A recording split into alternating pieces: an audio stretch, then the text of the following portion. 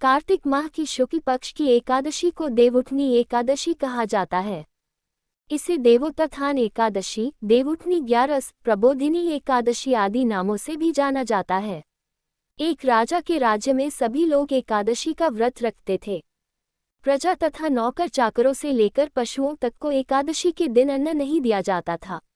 एक दिन किसी दूसरे राज्य का एक व्यक्ति राजा के पास आकर बोला, महाराज, कृपा करके मुझे नौकरी पर रख लें।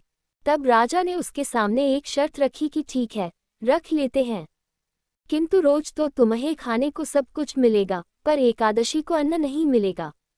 उस व्यक्ति ने उस समय हाँ कर ली, पर एकादशी के दिन जब उसे फलाहार का सामान दिया गया तो वह राजा के सामने जाकर गिड़गिड़ाने लगा, महाराज, इससे मेरा पेट नहीं भरेगा, मैं भूखा ही मर जाऊंगा, मुझे अन्न दे दो। राजा ने उसे शर्त की बात याद दिलाई, पर वह अन्न छोड़ने को राजी नहीं हुआ। तब राजा ने उसे आटा, दाल, चावल आदि दिए। वह नित्य की तरह नदी पर पहुंचा और स्नान कर भोजन पकाने लगा। जब भोजन बन गया तो वह भगवान को बुलाने लगा, आओ भगवान, भोजन तैयार है। 15 दिन बाद अगली एकादशी को वह राजा से कहने लगा कि महाराज, मुझे दुगुना सामान दीजिए। उस दिन तो मैं भूखा ही रह गया। राजा ने कारण पूछा तो उसने बताया कि हमारे साथ भगवान भी खाते हैं, इसीलिए हम दोनों के लिए ये सामान पूरा नहीं होता। बुलाने पर पीतांबर धारण किए भगवान चतुर्भुज रूप में आ पहुंचे तथा प्रेम से उसके साथ भोजन करने लगे। भोजनादि करके भगवान अंतर्धान हो गए तथा वह अपने काम पर चला गया। 15 दिन बाद अगली एकादशी को वह राजा से कहने लगा कि महाराज, मुझे दुगुना सामान दीजिए। उस दिन तो मैं भूखा ही रह गया।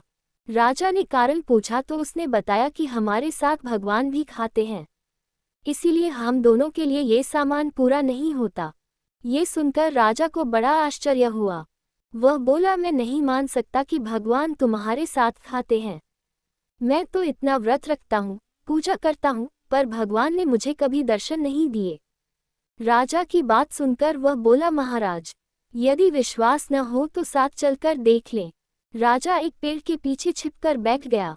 उस व्यक्ति ने भोजन बनाया तथा भगवान को शाम तक पुकारता रहा, परंतु भगवान न आए।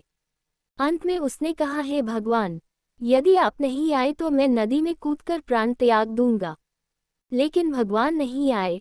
तब वह प्राण त्यागने के उद्देश्य से नदी की तरफ बढ़ा। प्राण त्यागने का उसका दृढ़ इरादा जान शीघ्र ही भगवान ने प्रकट होकर उसे रोक लिया और साथ बैठकर भोजन करने लगे। खा पीकर वे उसे अपने विमान में बिठाकर अपने धाम ले गए। ये देख राजा ने सोचा कि व्रत उपवास से तब तक कोई फायदा नहीं होता जब तक मन शुद्ध न हो।